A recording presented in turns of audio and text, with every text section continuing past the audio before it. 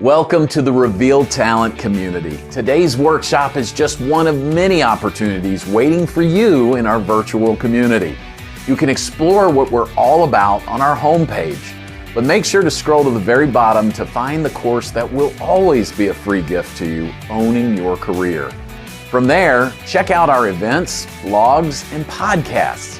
The Career Progressions podcast brings you a new episode every Wednesday that spotlights the stories, advice, and encouragement from career pros and experts who have already found the next level in their career. From there, check out our career resources page, where we've assembled some of the best third-party tools available to a job seeker and career-minded professional. Finally, check out our About Us page to learn about the men and women who are committed to helping you be proactive, be intentional, and keep moving forward in your career. Your career shouldn't be a mystery. Let's climb your career wall together.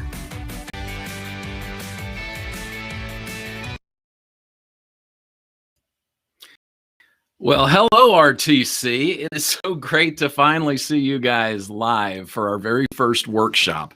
I am your career advocate, Marc Hutto, and I am thrilled today to be bringing alongside me our CEO, Career Encouragement Officer, Marc Hutto. Hello, Marc. Welcome aboard. Hello, Allred. Thank you.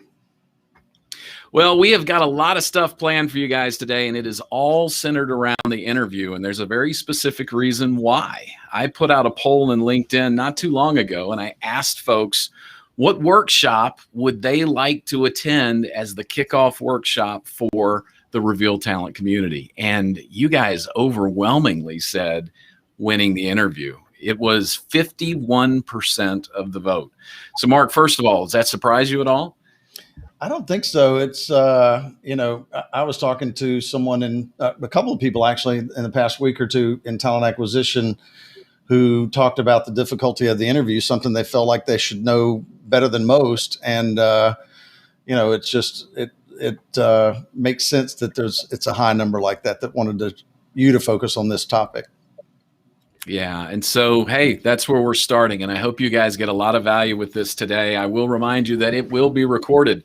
So for those who haven't even arrived yet, it will be here for you guys for a week after the event. And there's a lot of other surprises we have for you today that are going to hopefully help you get the tools that you need to be proactive, be intentional, and keep moving forward. So here we go. Let's bring up our presentation for today.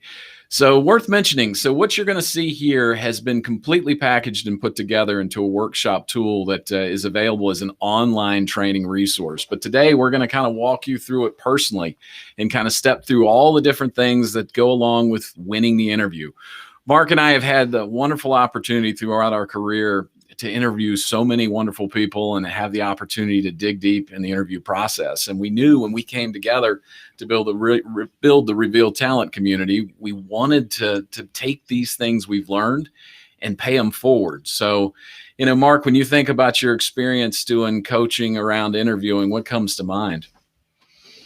The preparation, the importance of preparation. I know you're going to get into that, but so I'll save my comments for that. But they can be nerve-wracking. So, knowledge can certainly help smooth those nerves out a little bit.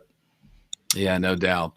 Well, let's start digging into some of that knowledge. The first thing I want to talk to you guys about as far as the career pro pathway goes is it's all about becoming a career pro. And whenever we mentioned that and created that word for our community, it was very intentional.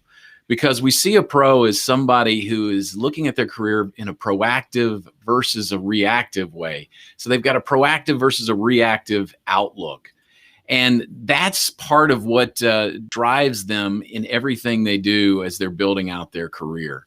So let's take all of that and let's start applying it towards the interview itself. And I want to open up with just the fundamental of what are employers looking for in an interview?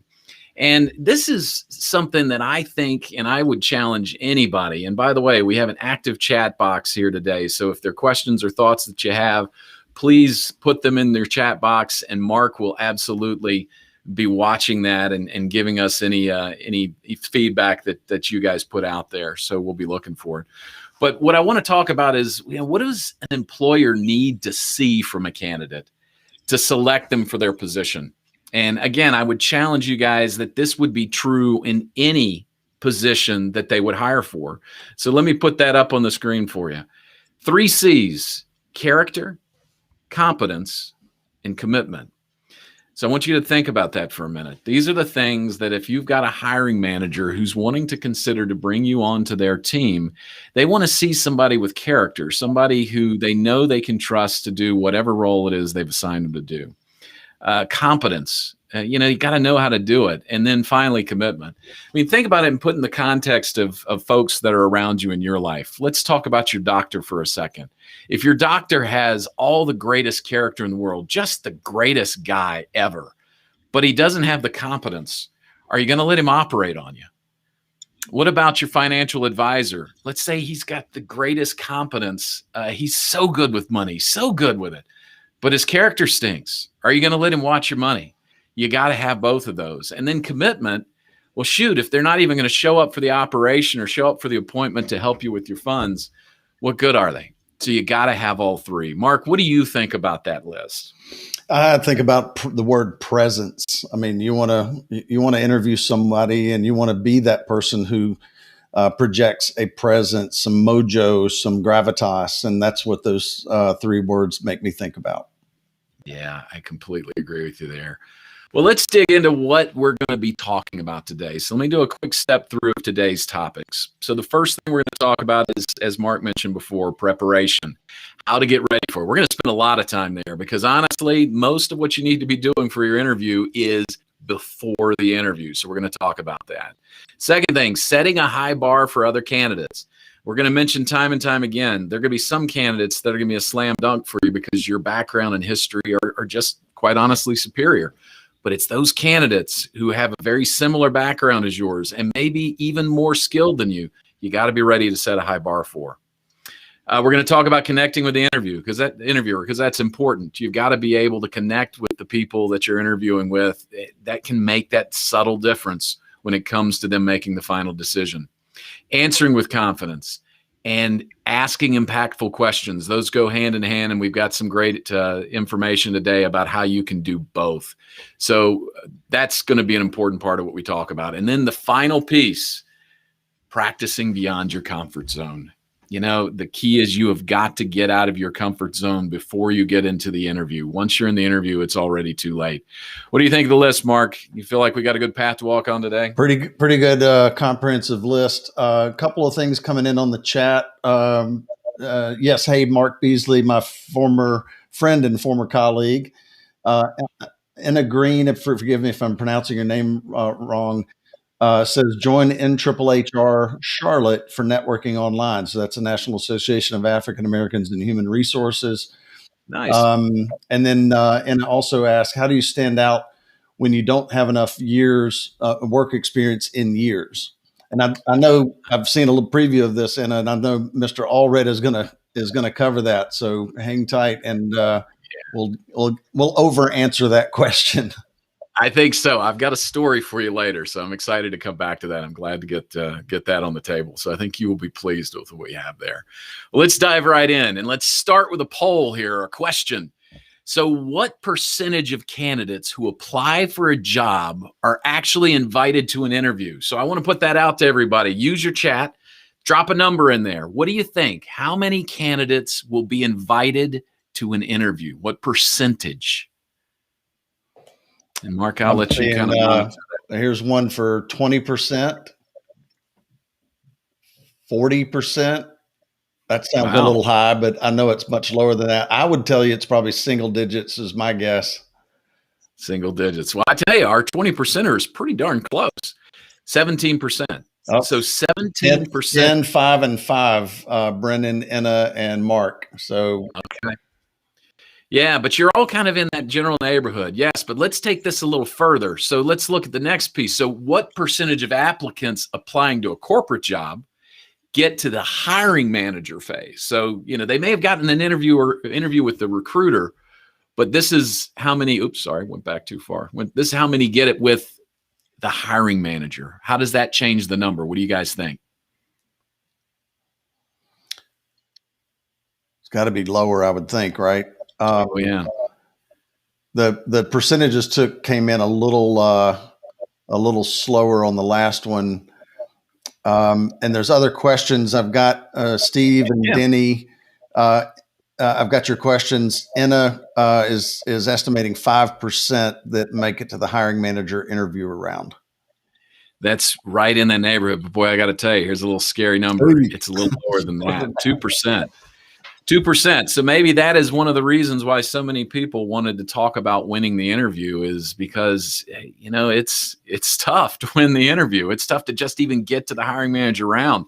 And remember, there can only be one left standing.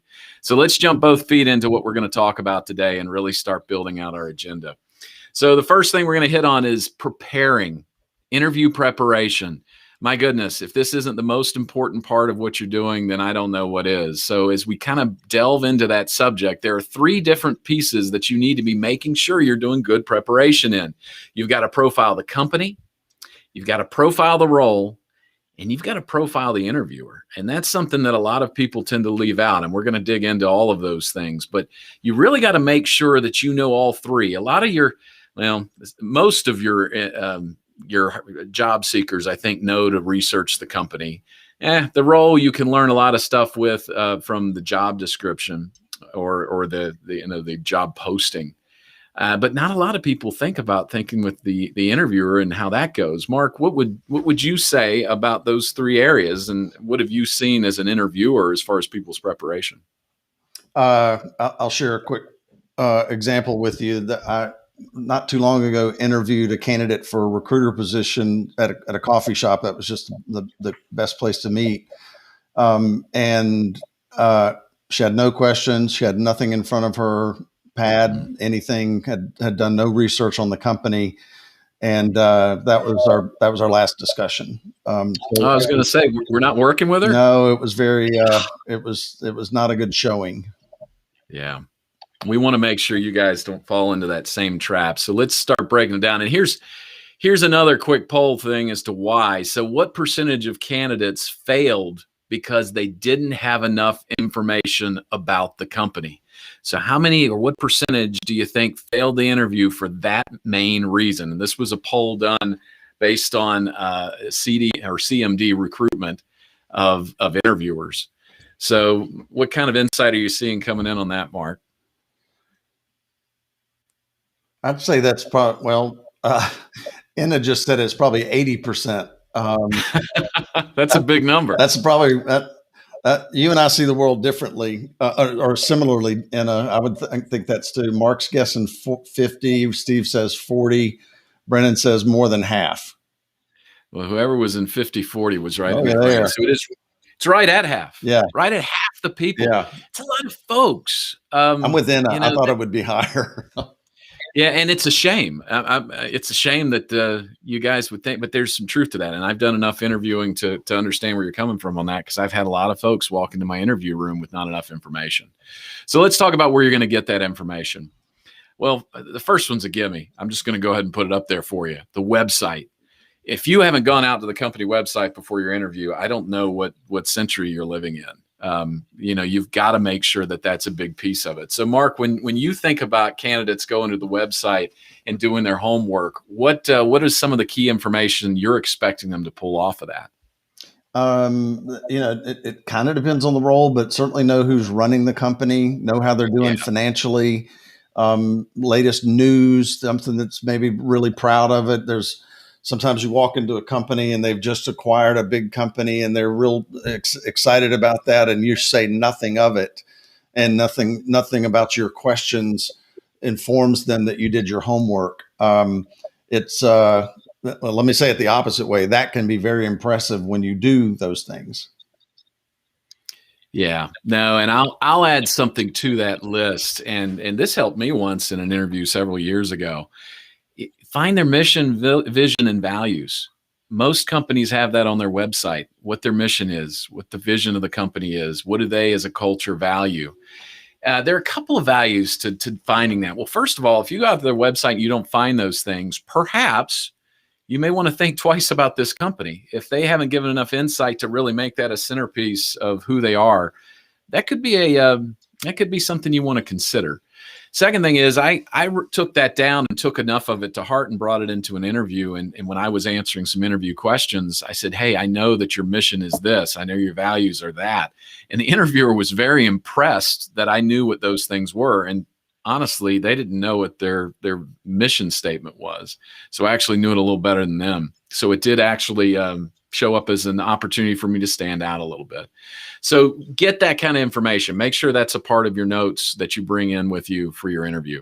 But let me give you some additional tools. And by the way, the tools that I'm getting ready to show you here all show up on revealtalent.com. They're going to be out there for you to review. And it's all in company research is the name of the tool section for it. So if you go out to the company research section on our resource page, you'll see these things. So I'm going to just flash them up here for you. They are Zippia, Comparably, The Motley Fool, love that one, and Glassdoor.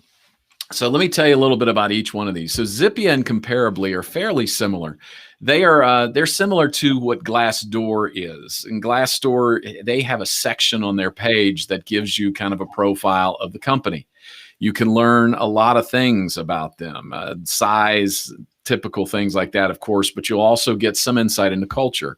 Now, something I will caution you with, and I know Mark will as well. I mean, Glassdoor, a lot of the insight they get from previous employees. And some of them were happy employees, but a lot of them were not. So you got to take the information you get on these sites with a grain of salt, but there's going to be an element of truth there that you've got to discern. That's why our advice to you is if you're going to use those sites to find out information about the company, use multiple. Make sure you get a multiple, advice from different sites. So look at Zippia, look at Comparably, look at Glassdoor, and they'll give you different perspectives that I think all will come together to give you a fairly accurate picture. Mark, would you want to comment on that at all? Well, the Motley Fool is close to others. I'd suggest like Yahoo. If it's a publicly traded company, look at stuff like Yahoo Finance or Google Finance to see how they're doing. They may be very sullen mood about the company if their stock has not been doing so great. If it's doing really well, then you want to be able to comment on that. And then, Glassdoor. I don't know. I don't know how that does not. People who are asked to leave a company are going to vent about that. The people who thought it was a great idea and they stay there and they love their employer, they seldom will go out there and put that up there. So you're generally going to find more of the exceptions of negativity about the company. I like to point out to people when we're recruiting for a particular company, look, you may have heard something bad from someone else if they brought it up. But that's people don't normally say that I was a problem or I didn't perform. They're going to blame it on the company, and that's one point. And the other point is, if it's 100,000 people that work there, there's 100,000 people that go back to work there every day. They choose to do that. So there's a lot of things right about the company as well. Yeah. No, and I agree. I think, again, you have to take it all with a grain of salt, but, get insight where you can get insight. The Motley Fool, again, that's going to give you a lot of what, like Mark said, financial information. They're financially motivated mainly, but they will also generally publish the minutes from the yearly annual reviews or annual reportings. And you can get a lot of good insight about that into what's important to the company. So if you want to kind of get that data, they don't have it for every company, but they have it for a lot of the bigger ones. So you can go out and see the latest annual reports and get a sense for some of that stuff.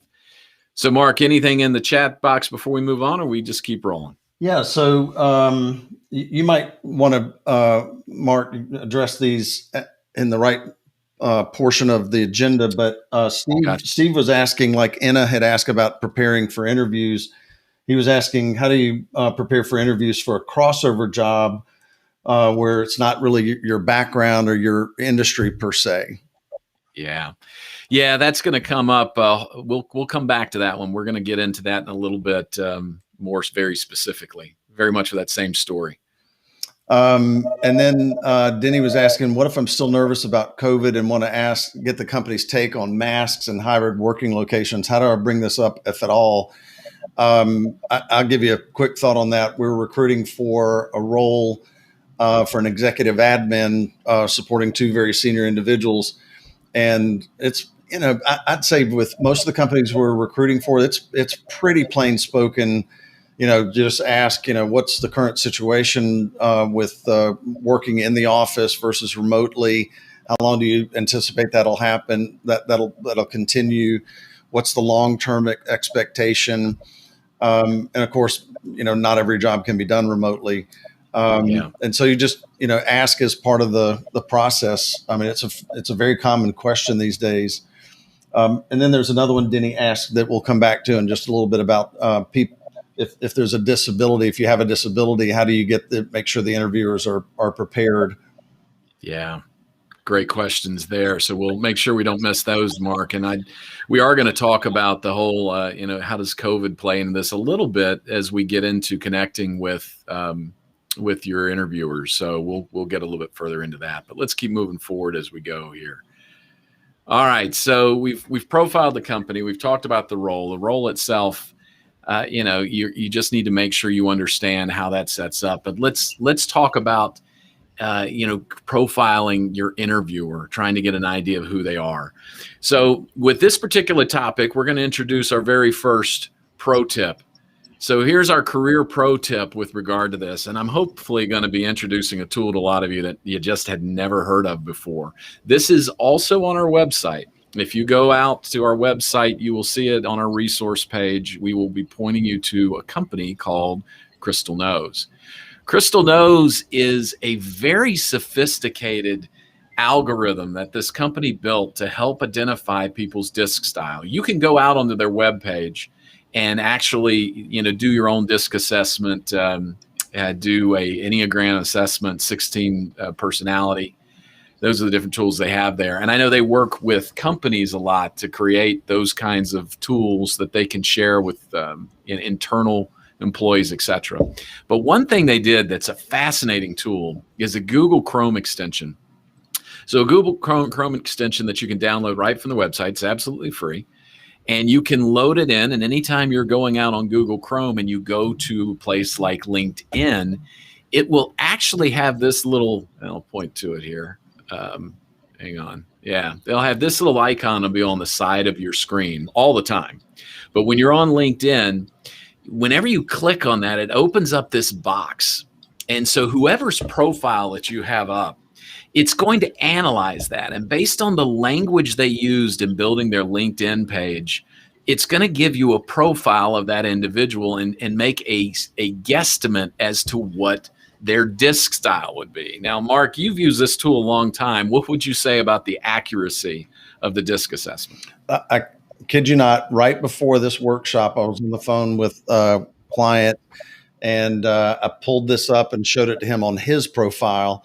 And by the way, he had never heard of DISC, and this is a very senior executive vice president. So DISC, by the way, is D stands for dominant and I initiator, influential and so forth. So it's an operating style.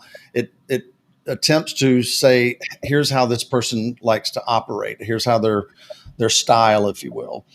But I pulled this gentleman's LinkedIn profile up, shared my screen, and clicked it. And he was like, good gosh, this is, oh my word, this is so accurate for me. And that's what people, the reaction they usually have is it's scary accurate. And so as Mark is saying, the ability to determine if someone is very direct and blunt and they want to talk about the bottom line first and then all the, the back, they're not real collaborative and so forth. You want to know that going in. Yeah. So can you picture pulling up the LinkedIn of your interviewer, pulling out this tool? And there's actually a section, if you scroll down here, that actually says interviewing with. And it gives you very specific notes about interviewing with somebody who has this disc style. How valuable can that be to you going into a room and trying to stand out as the candidate? So that's your career pro tip when it comes to profiling interviewer. Question for Indumathi. It's from Indumathi. The website is crystalknows.com. So Crystal, CrystalKnows.com, crystalknows.com. And you can go right to our website to the resources page, and you'll have an opportunity to just click right over there. So whichever way works best for you. Awesome. So let's keep moving on. So let's talk a little bit now about how you show value. So in your preparation, one of the things that's so critical before you go into that interview, you've got to be prepared to be crystal clear. There's that crystal word again on how you show value. So there's a wonderful book out there that I'd recommend for you, and it's by Robin Ryan. She wrote a book called 60 Seconds and You're Hired. A lot of good tips in here. One of the things that I think is a nice tip from her is prepare your 5-point agenda. Here's what she means by that. Your 5-point agenda are the 5 key things, the 5 skills, the 5 personality traits, whatever they are, the 5 critical things that you've identified that make you the best candidate for the role that you're interviewing for. So these 5 things won't be the same for every interview, more than likely. It's going to depend on the role that you're interviewing and the environment you're going into. But you come together and figure out what are the 5 things that make you the best candidate. And then that becomes your 5-point agenda. And the way you answer your questions and things are all going to come back simplicity, or keeping it simple, to those 5 points. And you're going to constantly bring that that hiring manager back to those 5 areas until you're burning it in their brain. And assuming you've done your research right and that you're correct, that the 5 things that are driving who you are and that show your value are wonderful fits for their position, it's going to be a great way for them to remember you after the interview. So you've got to get clear on that. You can't just walk in there and get asked a question like, so how do you bring value? And you kind of come up with it on the fly. You should immediately know, this is how I bring value to this role, or how I'm going to. Boom, boom, boom, and you hit it out there. Mark, what are your thoughts on that? I've given similar advice over the years that, more senior individuals should consider a business plan of sorts, a business plan approach to, here's how I would take this, here's how I would direct this role, and how I would design it, and how I think it would benefit the organization. Now, that's in the circumstances where there is no role posted or anything like that. They're just getting an exposure interview or something like that. But if you're able to translate what that job is about and what you bring to that job and how it benefits that company's bottom line or its impact to its customers or to its employee population, et cetera, that's really speaking the language of business. So great advice. There's many ways it shows up based on depending upon the role that you're interviewing for. Well, the key is, again, you just need to make sure you're prepping ahead of time. And whether you're keeping your notes on your phone, on your tablet, on just a good old fashioned sheet of paper, make sure to have those 5 points right in front of you, and continually remind yourself to go back to that. Make it easy for yourself. Try to make the interview as easy as possible. We are going to talk about virtual interviews, and boy, one of the advantages of the fact that that's becoming common today is you can keep notes all around you. No one's going to have any idea that you've got some cue cards that are going to help you along your way, but we'll get back to that a little bit more later. So let's talk about the next piece of that. So it's not just knowing about how you bring value, but being able to turn that into stories. How do you prove it? It's one thing to say, well, I bring value doing this, this, and this. I, as an interview, always want to ask you, yeah, well, prove it. And that's where your stories come in. Here's something that I think a lot of people fall a little short at. They don't practice their stories ahead of time. I can't even fathom that. But, if you're going to come up with stories on the fly, you're setting yourself up for failure, or just to have a magical game out of nowhere that maybe comes together.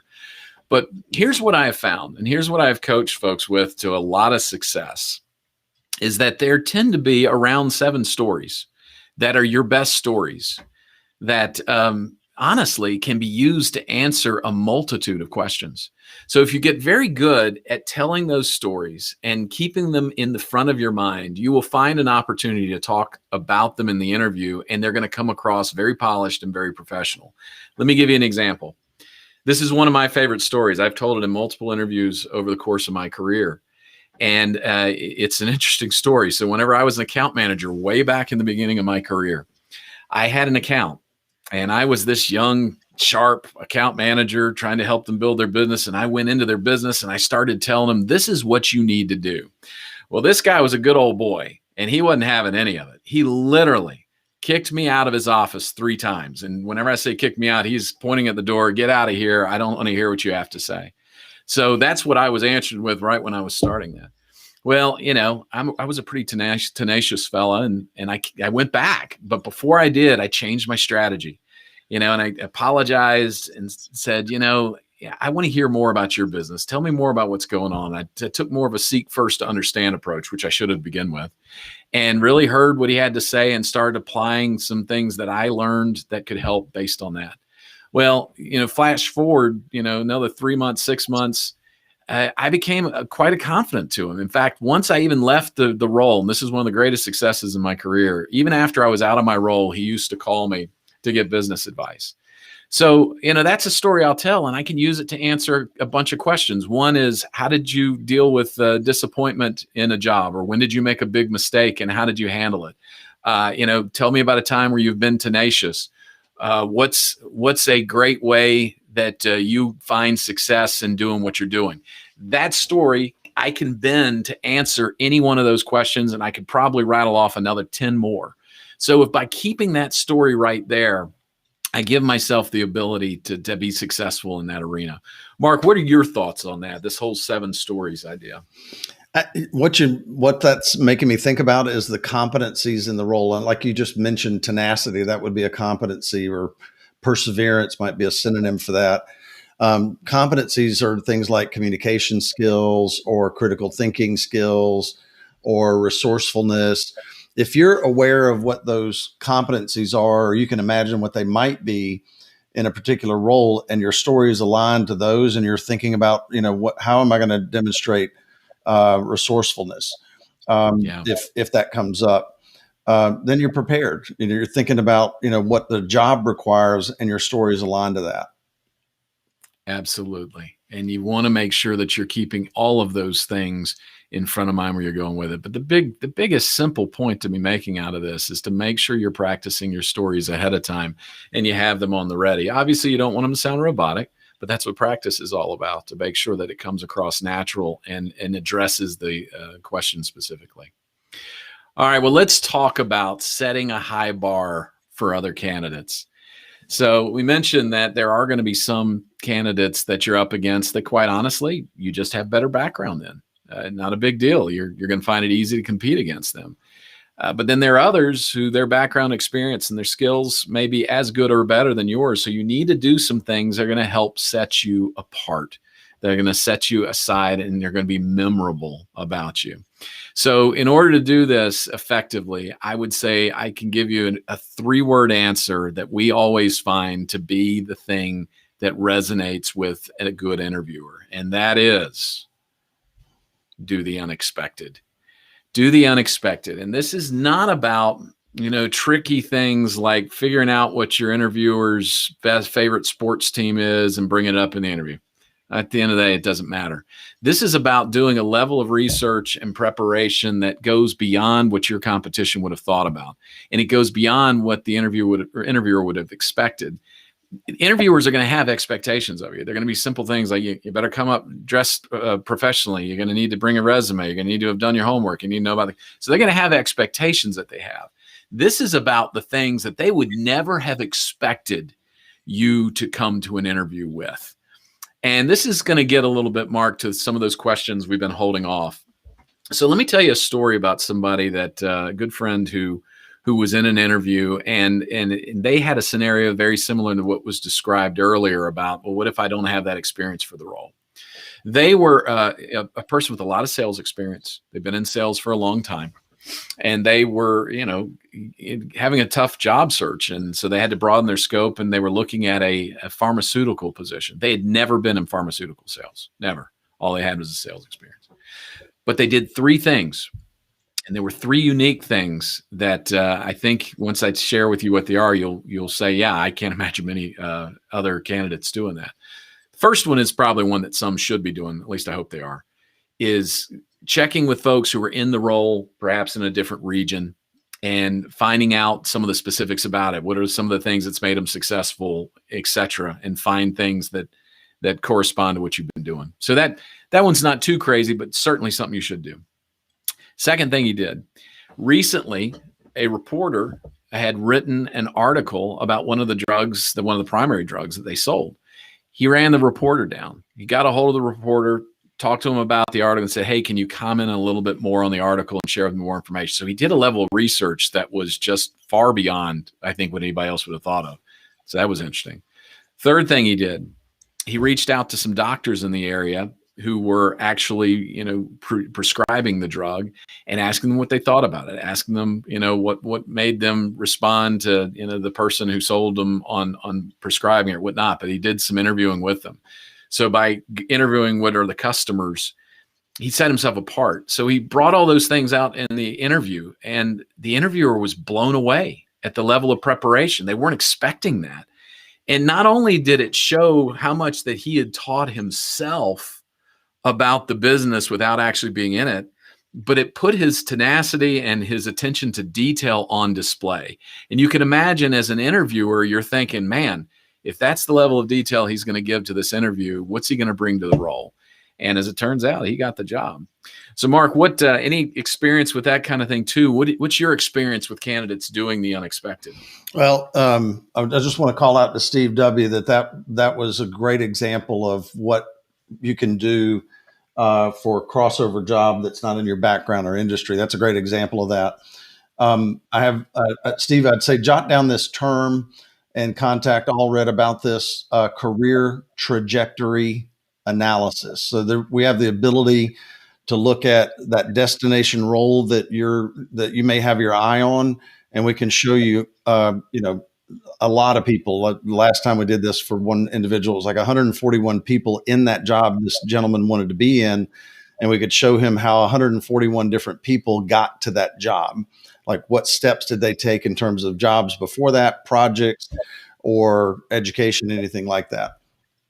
One other differentiation, Mark, my daughter, when she came out of college, I suggested to her that she find people in the role that she was interviewing for and contact them proactively and ask them a series of questions. And when she showed up for the interview, she walked into the lobby and she told me later, she said, I was a little caught off guard that the receptionist said, "Oh, Allie, we've heard about you."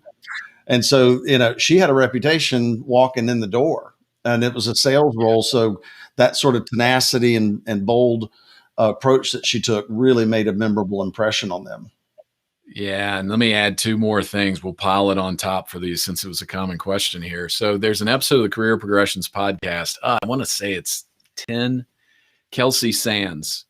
She's a girl that wanted to work for TikTok, didn't have the experience in that area. And it's an interesting, her journey and what she did, the tenacity to put herself in position to get the kind of role that she got. So an interesting story. Doesn't line up 100% with where you're at, but it's a fascinating story of how you can do things beyond to get there. Another thing, talking about the career trajectory analysis, I'm currently coaching a young man who's just come out of school, and he wants to be a producer. Well, you don't come out of school and become a producer most of the time. So one of the things I was able to do for him, because we're a recruiting company, we spend thousands of dollars every year on recruiting tools, things like LinkedIn Recruiter and whatnot, that give us search capabilities that far exceed the typical person. So I can search things far more specifically. So this career trajectory analysis I did is I went out and I looked for people who had his exact degree from the exact same university that he went to and who were in the role that he wanted to be in. So one, like Mark said, I could show him the path that they took over the course of their career to get there. So that's valuable. But hey, if you take it a step further, maybe he can connect to that person and say, hey, can you mentor me just a little bit and give me some insight? A lot of folks are willing to do that. So it's a great way to kind of connect the dots there. Hey, real quick, let me just tackle a couple of questions that are coming in. And I know there's a few here. So with regard to preparing interviewers for the fact that you have a physical disability, I would, just if you've got a recruiter you're working with, depends on what the disability is. Is it access to the building? Is it a visual impairment or hearing impairment, something like that? depends on what the disability is as to what kind of accommodation you might need to ask about. But I would be bold about that. And I'll tie it to another question that Denny asked about people who are nervous about divulging their ethnicity for fear of potential unconscious bias. We like to think it doesn't happen. What are the mitigation strategies? I'd like to think it doesn't happen too, but it does. But whether it's ethnicity or disability, my thought here is, would you want to work for that company anyway? And so if they're not able to handle the question or the inquiry or the fact of a certain ethnicity, then that may be part of your screening process, that's not the company that you're interested in. Furthermore, on the diversity topic, boy, I've never seen a hiring market like this in 30 years that I've been doing this. But the hunger for companies to diversify their workforce, I've never seen it at this sort of a peak. So I think it's actually could work to your advantage, again, if it's the right company. If they're tone deaf on that, probably not the right company. That's a great call out. I'm glad we got those addressed here for us. Let's keep moving forward. I want to try to keep us on track here. So we're going to talk about shining in the interview. So we've talked about your preparation. So what are the things you need to do when you're in the interview itself? We'll go back to a question, and I'd love everybody to kind of put your answer in the poll in the chat again. So how much time do you have to make a first impression? What do you think is the actual amount of time that studies are showing that it takes? What are you seeing out there, Mark? What are people putting? It takes a second for their responses to come in, but then they just sort of flow very quickly. I got this one pretty wrong when we were looking at this. I'm like you, Brennan. I thought 30 seconds. Denny says 2 minutes. Steve says 10 seconds. I think Steve's closing in on the. Steve's just all over. Mark B says 60 seconds, but yeah, 7 seconds, right? Yeah, and check it out there. A lot has been written about this. 7 seconds. 7 seconds to make a first impression. In fact, I think there might have been a book named that. But 7 seconds. Assuming that's true in an interview environment, that means how you come in the room. That first engagement, that first smile, and how you settle into your chair is actually valuable. So making that first impression and getting that first thing, it does make a difference. So something worth remembering as we're kind of looking at that. Let me focus another question on us here. So what percentage of job seekers get rejected because they had bad confidence, bad voice quality, or just freaking lack of a smile? What do you guys think about that? What's that number look like?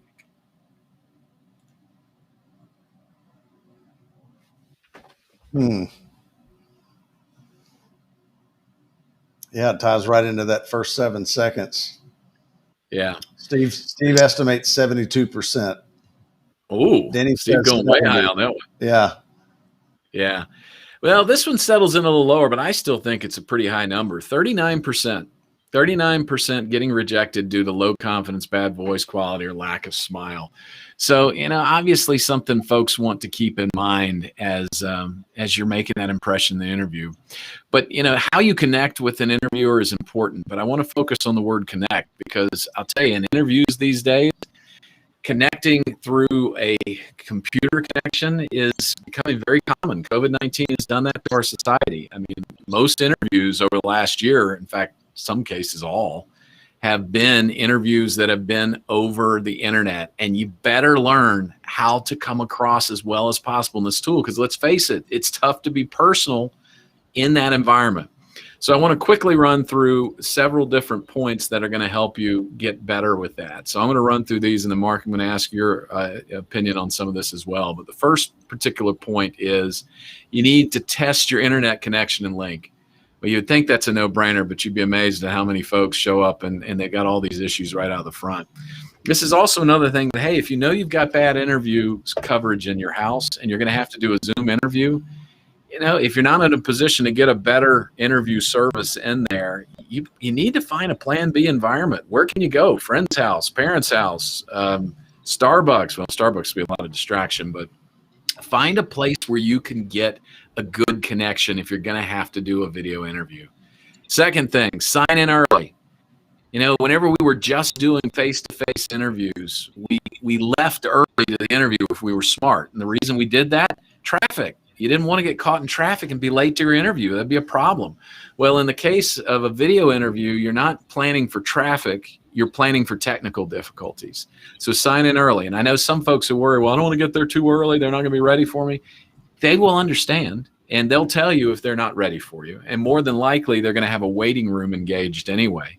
And I always, as an interviewer, always thought it was great when I saw somebody sign in 5 minutes early. It showed that they were anxious to be there and they truly wanted to be a part of our organization. Next thing, your background matters. And I'm not talking about your skill background, the background behind you. Check out behind me here. I've got professional setting. There's no room for anybody to be moving around or a cat to be moving around behind me. Although I got 5 cats in this house, so I'll be real surprised if that's really true. But if you look at the area behind you, it's you want to keep it professional. Make sure that you've got it set up right. Don't put yourself in a position to have something strange happen like you see on TikTok or whatnot. Where some crazy stuff was happening behind the news anchor man. So just make sure you're doing the best to make your background look strong. Then look into the camera. This is something that takes a lot of getting used to because your instinct is going to be to look at the interviewer. And a lot of computers, if you're looking at them, it looks like you're looking down. But when you're looking at the camera, you're getting that sense that you're looking them in the eye, and that does help with connection with your interviewer. So, Mark, as you look at those 4 different things, is there anything you'd add to that list, or what do you think? The lighting, you talked about that. Test it with somebody if you can on Skype or something that's free to make sure your sound quality is good and so forth. I had an interview not long ago with a gentleman who, it was kind of strange actually. He never once looked towards the camera, his screen, or anything. When he would answer a question, he just kept doing this. And, we're in a reality where that role he was interviewing for, he's going to be interviewing candidates on a video. He's going to be speaking to clients on a video. And that just is, it distracts from what you're there to talk about. And so you got to get comfortable with it. It's a reality. No question about it. If you're not preparing for it, it's a big mistake in today's world because you're going to have those interviews for sure. All right. So for the next piece of what we're going to talk about here, we got to talk about, let me get you here. There we go. Connection strategies for in-person interviews. So we're going to look into what does it look like to be prepared for how to connect with your interviewer when it's face-to-face. The first strategy is an oldie but a goodie. Practice your handshake. So it's important that you make sure you've got a good handshake. Back in the day, that was all about having a firm handshake and a 1.5 pump. That was all that was to it. But now that we get into COVID, and we have had this conversation about COVID, it makes it different. Well, what do you do in a scenario where COVID, you may have concerns, they may have concerns? So what I would say on this is twofold. One, if you're comfortable with handshakes with where you are, then I would just wait to see what they do. If they extend a hand and you're comfortable, do it. If they come forward the fist, bump that fist. If they do the elbow, do the elbow. If they wave at you, wave back. But always do what seems to be comfortable for the other people in the room. If you are not comfortable and they come at you with an open hand, maybe a good opportunity to kind of back and smile, maybe wave or whatnot. Give them the indication that you're not comfortable. The hope is in that today's society, they'll understand that. I mean, obviously, it'd be nice if you can err on the side of that, but we all have our different responses to what's going on with COVID. So here's a couple of the others that you want to kind of keep your eyes on. Eye contact. Eye contact is going to set you apart. Keeping eye contact, particularly in a face-to-face environment, is huge. Here's a stat that may surprise you a bit. 97% of candidates fail to hold good eye contact. 97. That's a lot of people. If you can get good at good eye contact, it's going to set you apart, and that's going to be important. So make sure you're taking the time with that. And then smile. Don't be afraid to show your personality. I had people who always came into interviews and they seemed to be like they're very stoic, and I think they think they're being professional. But to me, it just came across as a little standoffish. Let me see your personality, because part of what I'm evaluating is how you're going to fit on my team. So don't be afraid to show your personality in an interview. I mean, you don't want to be crazy, but at the same time, make sure they get to see enough of you to understand what it's going to be like to work with you. Mark, any thoughts on those three? No, all they're time tested and good reminder to stay focused on those. Yeah. So we've got two more interview strategies, and then one more thing, and then we're working down to the top of the hour here. So let's talk about answering with confidence. What do you need to do to answer with confidence? The first thing I'm going to throw out there is everything we talked about in preparation is going to make a big difference in that. How you prepare is going to impact your confidence level. So make sure you put the prep work in. But here's some strategies that are going to help as well. First of all, don't be afraid to take a pause. Don't forget to wait and gather your thoughts if you need to.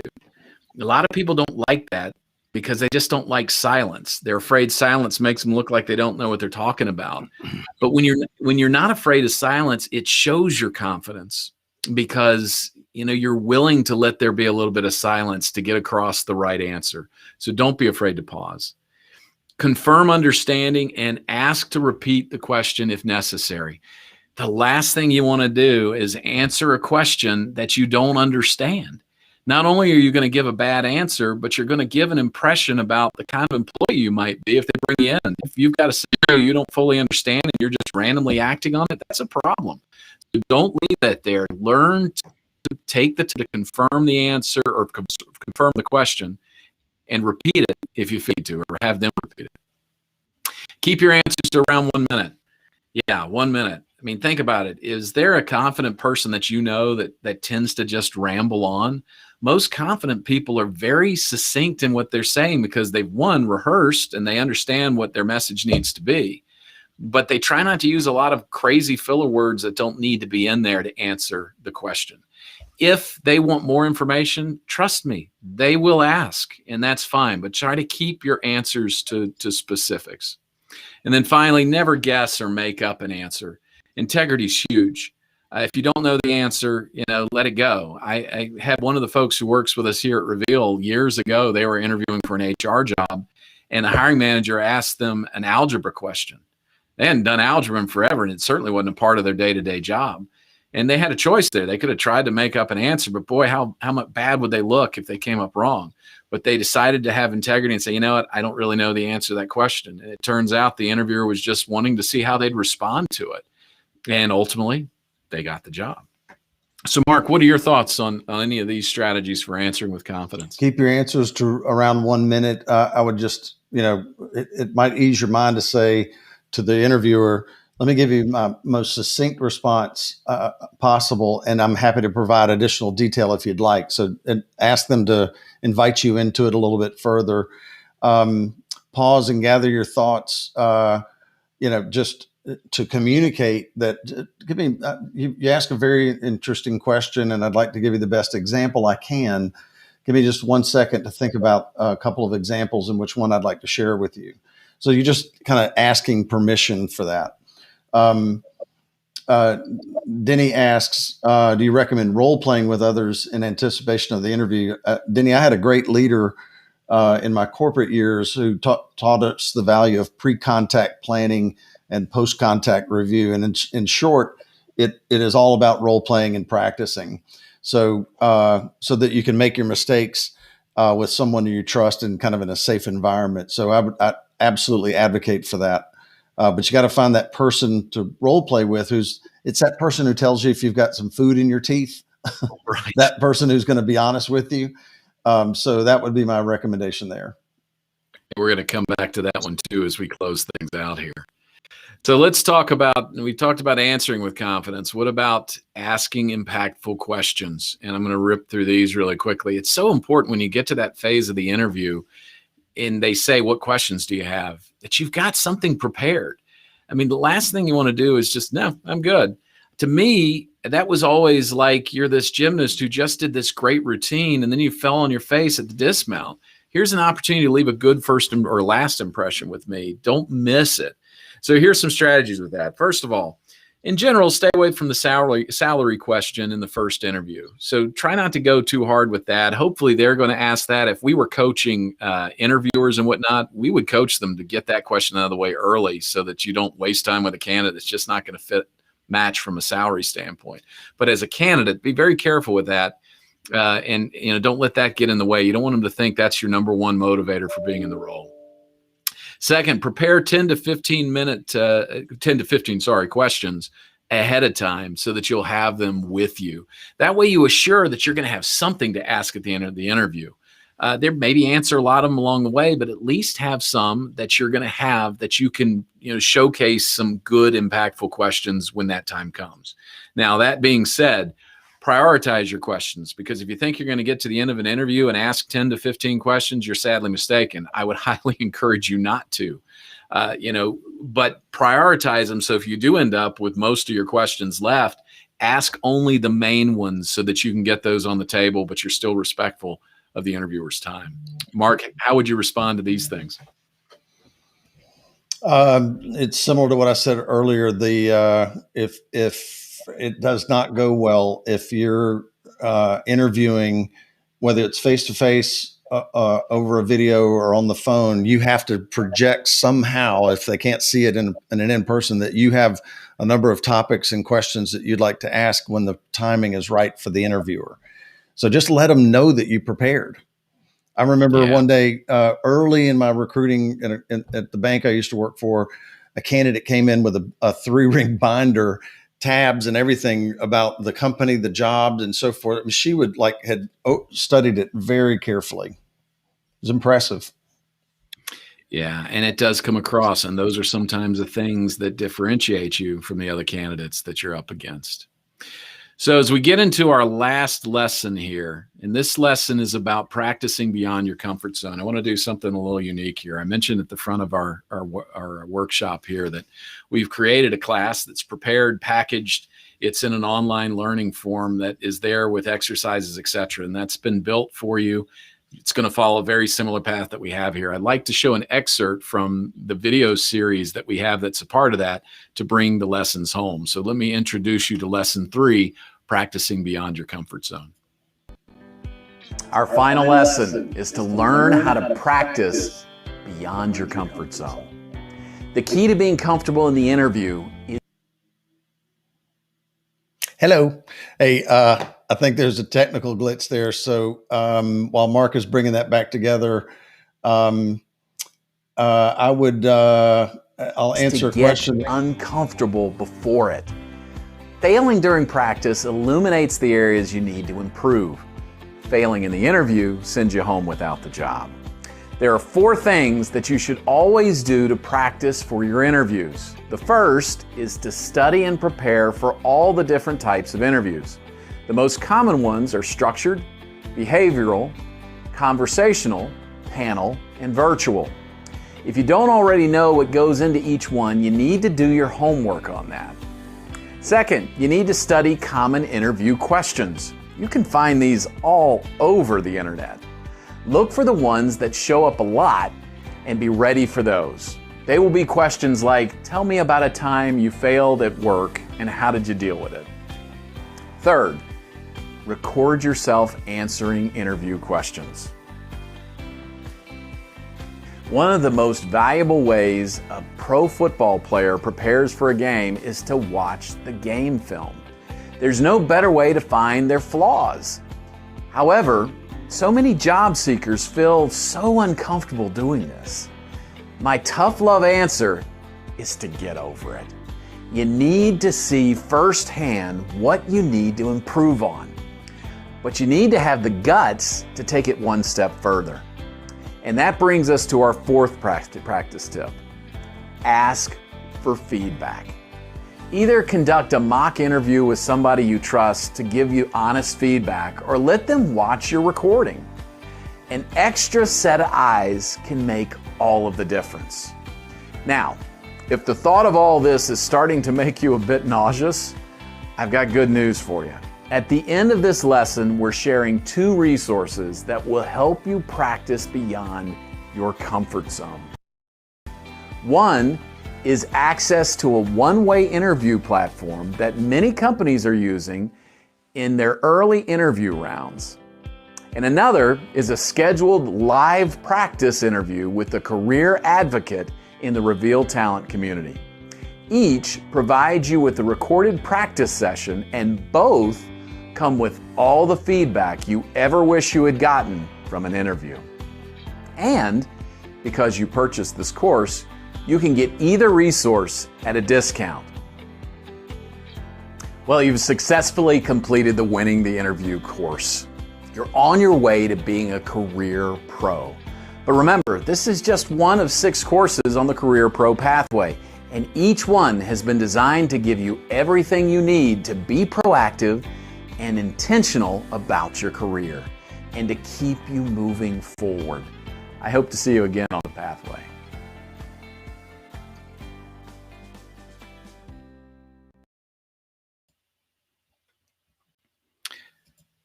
All right, so let me bring Marc back into this conversation, and also we'll bring up what we talked about on that slide there. So, we want to give folks the opportunity to practice beyond their comfort zone, and that's what's so important. And if you don't have folks around you that you can practice with, we'd love to be a resource for you.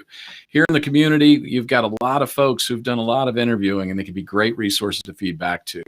If you've ever been involved in a one-way interviewing situation where somebody sends you an interview and they give you questions and you have to respond to them, then you understand how valuable that kind of thing can be if you can practice for it. So we've got this autonomous virtual interview tool that we use that we can actually hand over, and you guys can take that interview, and then it comes back to us, and we'll provide you actual feedback about it and give you a chance to get the real feedback you rarely get in an interview. But if you prefer to have more of a face-to-face, well, at least virtually, interview, we'll do that with you as well. And there's a tool that's available to that. And because you came to this workshop today, we'll be giving discounts for all of that. So in the email that comes out with the recording, we'll also include for you how to enroll to one of those tools if they'd be valuable to you in your journey there. So we're 2 minutes over here. We're right at the 2 o'clock hour. I know we had some more questions there, and I'd love for anyone who asked those to stick around. We will answer as many questions as you want and stick around as long as you need us to. But for those of you who maybe didn't have any questions and you're set to go, we appreciate so much you coming to the workshop, and we look forward to seeing you in the next one. But Marc, do you want to hit on some of those final questions we had out there? Yeah. So Denny was asking about how to, if he's been out of the workforce for a while, how to make stories fresh and relevant for the new normal workplace. And I'll combine that with one that Mark B asked, which is thoughts on older workers looking for new positions, because they're different questions, but the advice might be similar here, which is study up on the topics, new emerging technology, new emerging trends, and you can at least comment on those in a way that projects that you're informed, right? So I've been reading a great deal about, recruitment technology, and let's say you're interviewing for a talent acquisition leader or a human resources leader. And I'm finding the following to be, quite the fascinating and a trend. What are your thoughts on that? So just show that your perspective is fresh. And then, on the older workers piece, the reliability and wisdom that you bring to the table is what I would focus on. And they're going to be less concerned about the years if you've got fresh perspective and you're showing that you're keeping up with the market trends and so forth. Hey, Marc, one quick point on that. When I was a hiring manager in wireless, I used to think I struck gold every time I found candidates who had wireless experience. I found out over time that I didn't need that as much as I needed the skill sets that were tough to teach, like being a good salesperson, which is what I needed. So, don't sell yourself too short if you feel like, hey, I'm not from that same industry. If you bring the right skill sets, you just need to prove to me you understand the problems that I'm facing and you have the solutions and skills to solve them. The last question about should I focus on what I've done or what I would do? Depends on if it's a behavioral interview or not. If it's a behavioral interview, they tend to steer you away from a theoretical or hypothetical response, like here's how I would handle that, they might steer you back to how have you handled it.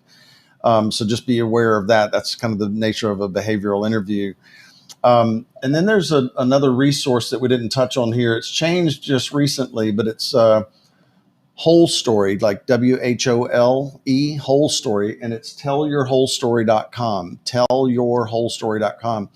Now, what's recently changed is you can still get this storytelling resource for free, but you have to go through one of their workforce development partners. So just contact them and ask how do you go about doing that.